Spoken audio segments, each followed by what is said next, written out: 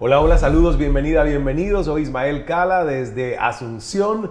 Saludos a todos mis amigos y hermanos paraguayos y feliz de reencontrarme con ustedes en vuestra tierra y en esta cita semanal que es Querer es Poder a través de la pantalla de C9N. Como siempre, con invitados que me hacen conocer mucho más de este gran país y que me ponen al día, y también a ustedes, en sus casas de los resultados de sus funciones distintas en instituciones, áreas del gobierno, sociedad civil y también empresa privada. Así que gracias una vez más a Vamos por Más Producciones por los invitados que me permiten tener acá en el programa. Gracias Marlucy, gracias Rodolfo González Friedman, a quienes esperamos al terminar Querer es Poder con su clásico Implacable. Hoy nuestro invitado es abogado, escribano público, ha sido consultor en prestigiosas entidades como la Organización de Estados Americanos, en el Banco Central y en la Presidencia de la República. Desde hace ya 5 años está a cargo de un organismo que conoce profundamente y que le apasiona, y no es la primera vez, la Dirección Nacional de Contrataciones Públicas, cargo que ya había ocupado 10 años atrás. Así que bienvenido, Pablo Seitz, un gusto charlar nuevamente contigo. Yo creo que esta es como la tercera oportunidad entre conversatorios que hemos tenido la oportunidad de compartir y entrevistas. ¿Cómo estás? Ismael, estoy muy contento de darte la bienvenida al Paraguay y especialmente a la Dirección Nacional de Contrataciones Públicas. Es un placer, un honor y un gran desafío estar frente a alguien como vos para ser entrevistado en estas jornadas. Estoy seguro que vamos a disfrutar mucho, como siempre, de esta experiencia. Pues déjame decirte que fui yo el que también disfrutó de tu charla. Ahora en esta visita hicimos un evento maravilloso de Paraguay próspero y unido y tuviste la oportunidad de disertar sobre resultados de la Dirección Nacional de Contrataciones Públicas, pero también sobre un tema importante que fue la evolución de la gestión de la información en 6 niveles para llegar a lo que es la transparencia, porque todos nosotros hablamos de transparencia, de compartir la data, de compartir la información abiertamente, pero pocas veces esto realmente se puede medir que se haga con este nivel de integridad. Cuéntanos un poquito de qué va esa evolución de la gestión de información. Bien, es un desafío, continuando con el hilo de los términos desafiantes, ¿verdad? Sí. Es un desafío muy interesante para cualquier institución pública, sobre todo, aventurarse al mundo de la real transparencia de información. En aquella oportunidad que mencionabas habíamos hablado de que en un primer momento no había necesidad aparentemente de que el estado dé información a los ciudadanos. Era una cuestión absolutamente unilateral de qué quería informar a los ciudadanos el Estado. El Estado se consideraba dueño de la información que en realidad es propiedad de los ciudadanos. Y hubo una importante evolución, sobre todo en la época moderna de la administración pública, desde ese unilateralismo a lo que hoy día tenemos como una evolución de la publicidad, que es la transparencia. Y digo que es una evolución de la publicidad porque ese estadio importante de la evolución, que es la publicidad, obligaba ya a mostrar las decisiones estatales en todos los ámbitos, no solo contrataciones públicas, en el ámbito judicial, en el ámbito legislativo, por supuesto, en el ámbito administrativo, que es un cúmulo de información gigantesca que hace al día a día de la calidad de vida de la ciudadanía. Y luego de mostrar las decisiones en materia de evolución de la información, viene la etapa de mostrar el porqué de la decisión tomada. El porqué no solamente jurídico en cuanto a argumentaciones, sino el porqué en cuanto a sustrato de información que le llevó al gobernante a tomar tal o cual decisión. Al gobernante encargado de las obras públicas de por qué tomó la decisión de mejorar esa carretera y no la otra. Al gobernante encargado de la gestión de la salud pública a decidir por qué construir un hospital y no equipar este otro. Al gobernante de la gestión en materia de educación, de por qué tomar esta política educativa en cuanto a contenido, en cuanto a infraestructura, en cuanto a alimentación escolar y no otras. Las decisiones de la administración pública repercuten muy íntimamente en nuestra vida. Y si queremos ser verdaderos participantes activos de nuestra democracia, lo primero que tenemos que hacer es informarnos en esa complejísima tarea que requiere de un matrimonio permanente entre proveedores de información, gestores de la información, que puede ser considerada la prensa, y receptores de la información, que son realmente los propietarios de esos datos que se refiere a la ciudadanía. Hay una de las partes de esa charla que a mí me gustó, había escuchado la frase, pero lo explicaste muy bien con el tema de que el dato mata el relato. ¿A qué se refiere esto? Bien, es muy tentador, sobre todo para las autoridades públicas, decir que estamos haciendo bien, que vamos por buen camino, que estamos haciendo mejor, que esto es lo que mejor se puede hacer. Pero en realidad las frases pueden ser muy subjetivas. Es muy tentador lanzar frases subjetivas desde la administración pública. Es mucho más concreto hacer una medición, establecer cuál es nuestra vara inicial de situación, ponernos un objetivo claro en base a esos datos medibles, establecer sistemas de medición a ver cómo vamos avanzando y el día que llegamos a la meta, analizar si llegar a la meta significa estar mejor o peor de lo que nos propusimos estar.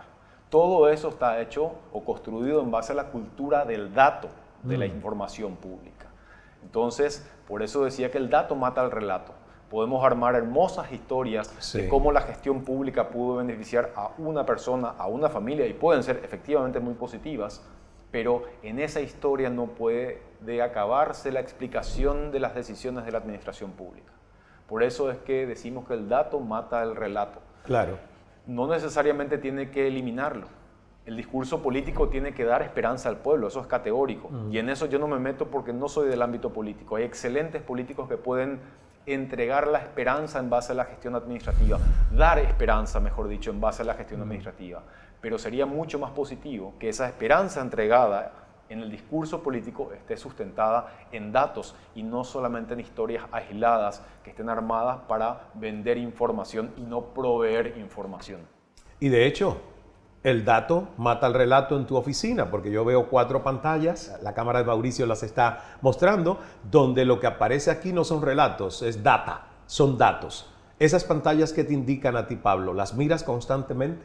Constantemente, y a veces nos gustan y a veces no nos gustan los datos. ¿Por qué? Porque no son los datos que nos gustarían ver con la gráfica siempre hacia arriba. A veces vemos datos que nos indican que bajó la cantidad promedio de ofertas para el Estado. Eso significa que hay menos posibilidades de mejores oportunidades, no solamente comerciales, sino de desarrollo de mercado nacional en materia de compras públicas. Pero es la realidad y es lo que nos indica dónde tenemos que poner nuestros mayores esfuerzos para ir mejorando la situación. A veces los datos nos indican que hay mayor cantidad de objeciones a las licitaciones públicas, ya sea en su etapa inicial, ya sea en su etapa de resultados.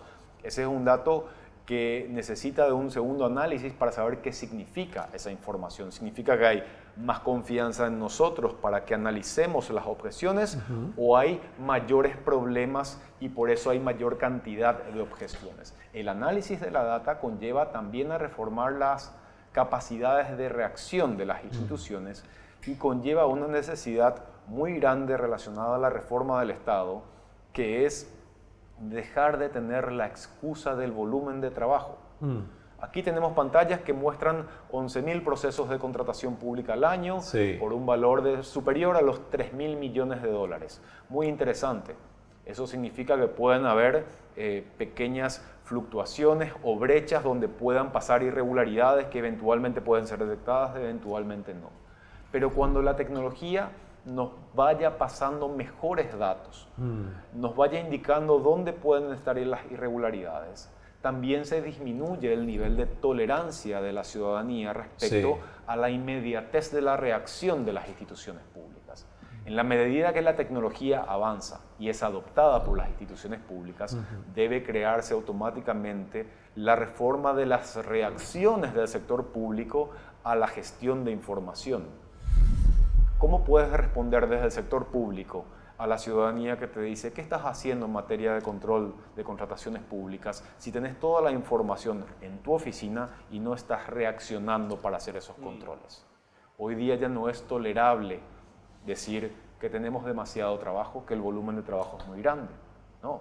Entonces, en la medida que una institución reforma la gestión de la información, tiene mejores datos, mata el relato con esos datos, pero debe mejorar automáticamente su capacidad de reacción, si no, la bala se le vuelve en contra. Ahora, ¿qué tan objetivo y ya digitalizado está este proceso que todos estos gráficos que yo veo ahí tengan realmente una trazabilidad digital y no sean indicadores que un ser humano puede ir metiendo en el proceso. No sé si la pregunta se entendió. Totalmente, Ok. totalmente. Y justamente una de las condiciones para lanzarnos al mundo de los datos abiertos, de los datos transparentes, de los datos que nos gustan y que no nos gustan, públicos, fue que no intervenga ningún funcionario en su carga, en su modificación y su gestión. Claro. Que sean datos obtenidos por el sistema de todos los procesos sin carga manual de información a los efectos de mostrar las pantallas, a los efectos de mostrar los gráficos.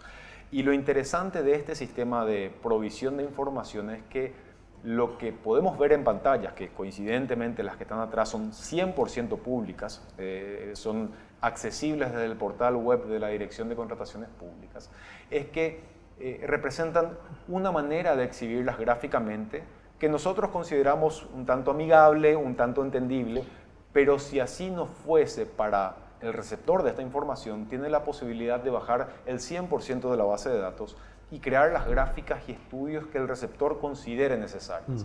Si el receptor es del sector investigativo académico, si el receptor es del sector comercial de consultoría, si el receptor es de la prensa especializada, prensa general, ciudadanía en general interesada, gremios de proveedores o gremios de empresas no proveedoras, bueno, pues la información a lo mejor debería ser presentada de una u otra forma según su interés.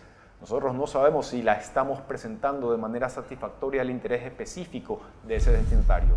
Entonces lo que hacemos es presentar de manera general, como está ahí exhibido, pero también dar la posibilidad de bajar el 100% de la información de manera un tanto más abstracta en programas que los científicos de datos están muy contentos de tenerlos, como CSV, JSON y otras terminologías tecnológicas bastante complejas, pero pueden hacer realmente maravillas con esa información, incorporando herramientas de inteligencia artificial, incorporando mejor incluso estética y arte a los gráficos, porque hoy día cuando hablamos de científicos de datos ya tenemos una mezcla de políticas públicas, matemática especializada, informática y hasta incluso arte para exhibir de mejor manera las cuestiones. Luego vamos a hablar de la nueva ley de suministro y contrataciones públicas y la reingeniería del portal de contrataciones públicas. Pero me interesa saber cuál es el balance que sacas, porque es muy interesante que hayas estado 10 años atrás al frente de la misma Dirección Nacional de Contrataciones Públicas y luego regresas con una segunda gestión.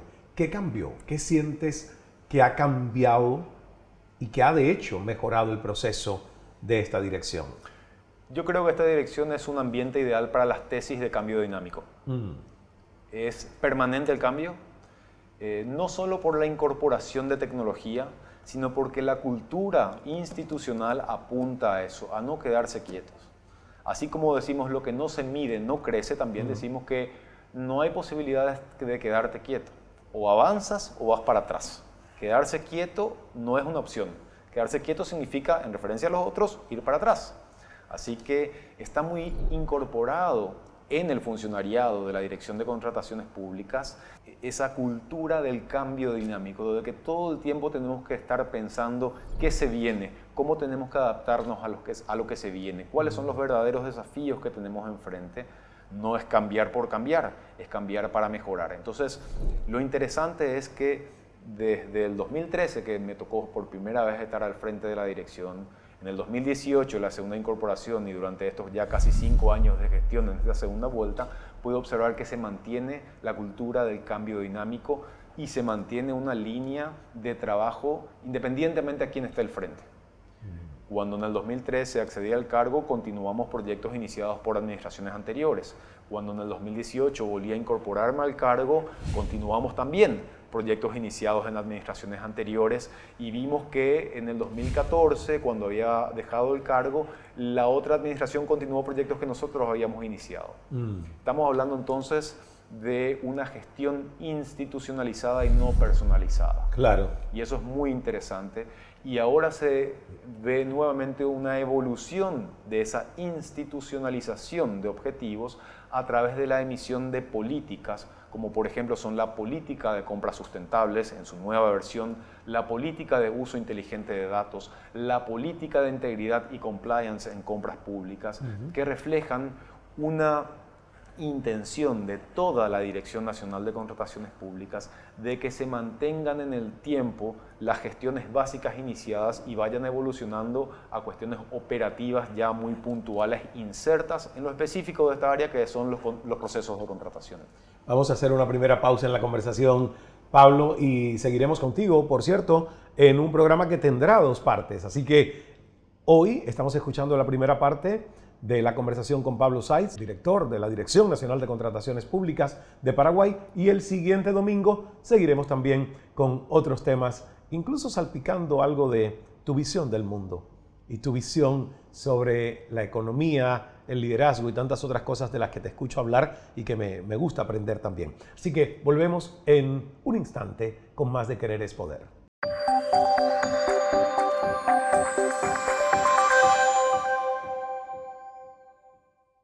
Gracias por continuar con nosotros en este episodio de Querer es Poder. Por cierto que estamos transmitiéndolo desde la oficina de Pablo Seitz, el director de la Dirección Nacional de Contrataciones Públicas de Paraguay. Y yo prometía que en este segmento, y quizás incluso lo continuemos el próximo domingo en la segunda parte de esta conversación, vamos a hablar en detenimiento de la nueva ley de suministros y contrataciones públicas en Paraguay. ¿Qué significa que hay una nueva ley? ¿Cuáles son las novedades principales que trae esta nueva ley, Pablo? Bien, la ley vigente hasta dentro de pocos días fue sancionada en el año 2003 y trajo un orden muy importante a la administración pública paraguaya. Antes de esa ley, cada institución pública tenía sus reglas de contratación, sus reglas de relacionarse con el sector privado. Y el Estado, aparte de no contar con una transparencia aceptable en el rubro, también perdía enormes oportunidades de desarrollo de su propia economía a través de ese enorme canal de inyección de recursos que son las compras públicas. En el año 2003, con un paquete de reformas administrativas en distintos temas, se inserta también la Ley de Contrataciones Públicas para poner una uniformidad en toda la administración, en todas las instituciones públicas respecto a cómo relacionarse contractualmente con el sector privado en todas las ramas, en todas las instituciones públicas, reitero, porque eso es muy importante, y monitoreado todo ese sistema a través de una nueva institución que fue la Dirección Nacional de Contrataciones Públicas, primero creada como una dependencia interna del Ministerio de Hacienda y luego de un par de años, en el 2009, ya vuelta como un ente autónomo con vuelo propio como hoy día es. Principalmente la crisis administrativa de la pandemia nos hizo ver la necesidad de que todo el paquete de conocimiento que implicó la aplicación de la ley desde el año 2003 hasta el 2020 y toda la información circundante en el rubro de contrataciones públicas en la región de Latinoamérica y en Europa empuje la reforma de esta área en la administración pública paraguaya. Y si me preguntas cuál es el principal cambio que busca introducir la ley de contrataciones públicas nueva, es quitar el protagonismo al proceso por el proceso en sí y dar el protagonismo a la compra eficiente. ¿Qué es una compra eficiente? Una compra que aproveche las mejores condiciones de mercado, como nosotros hacemos cada día en el supermercado, cada día cuando buscamos construir nuestra casa, cada día cuando buscamos comprar un vehículo, buscamos las mejores oportunidades del mercado. Lo que queremos es que el Estado pueda buscar las mejores oportunidades del mercado y que no esté cerrada en opciones la posibilidad de mejores opciones de mercado por el proceso mismo. Muchas veces observamos las documentaciones y el paquete burocrático de una compra pública y estamos frente a una situación más parecida a un juicio del Poder Judicial que a una actividad comercial. Y una compra eficiente, una compra que aproveche las condiciones de mercado, no solamente significa mejor precio, sino mejor relación precio-calidad y mejor relación precio-calidad-sostenibilidad. Y cuando hablamos de sostenibilidad incluimos factores ambientales, hoy día muy importantes, factores sociales y económicos que permiten que el Estado mejore la condición no solamente de los receptores de la compra pública, sino de los proveedores, que pueden ser sectores de la economía menos beneficiados que necesitan algún tipo de actividad de empuje, de fomento, como las MIPYMES, empresas que son propiedad de mujeres cabezas de familia, como se exhibió en el Congreso Internacional de Contrataciones Públicas del año pasado, empresas propiedad u organizaciones propiedad de población indígena nacional autóctona. ¿Y cómo les beneficia a ellos en relación con el sistema anterior, digamos, a emprendedores locales, las pymes, las MIPYMES? ¿Cómo específicamente se les hace más fácil el acceso? La nueva ley contiene la justificación legal para que se puedan crear mecanismos específicos para estos sectores de la población, para que estos sectores de la población puedan competir entre sí, que compitan los peces pequeños contra los pequeños y no los pequeños contra un gran tiburón, que es una gran empresa. ¿Y cuál es el principal problema? Iniciemos por la gran espalda financiera que puedan tener las grandes empresas respecto a la nula capacidad financiera que pueden tener eventualmente las MIPYMES. No puede ser ese el único filtro que nos permita decir estos van a ser proveedores del Estado y estos no. Quienes necesitan de esa actividad de fomento, que son las compras públicas sostenibles, por ejemplo las MIPYMES, necesitan de un espacio no solamente de mercado, sino de un espacio legal que justifique esta diferenciación positiva que crea el Estado. Y esa es una cuestión que va incluso a nuestras raíces constitucionales, que nos permite crear diferencias positivas. Y esto desde el punto de vista jurídico en contrataciones públicas no es un tema menor, porque así como la transparencia de la que hablamos al comienzo es un pilar fundamental de las contrataciones públicas, el otro pilar fundamental es la igualdad. Desde siempre, y no importa si es un proceso de contratación pública nacional, internacional, estándar, por excepción, la igualdad es un pilar fundamental de ese relacionamiento entre el sector público y el sector privado, que nos guía todo el tiempo en lo que vamos definiendo y diseñando en la Dirección de Contrataciones Públicas. O sea que la ley tiene cambios significativos para poder hacer más inclusiva la participación de estas pequeñas empresas. Correcto. En temas de licitación y adjudicación de contratos. Así es. Inclusive tomamos una norma bastante transgresora de otros sistemas de contratación pública y creamos una reserva de mercado de hasta el 20%, del 20% mejor dicho, para este sector de la economía, que son las micro, pequeñas y medianas empresas, las MIPYMES, que contando las unidades productoras en el país, el total, superan el 90%, pero hoy día apenas el 10% del valor total de las compras públicas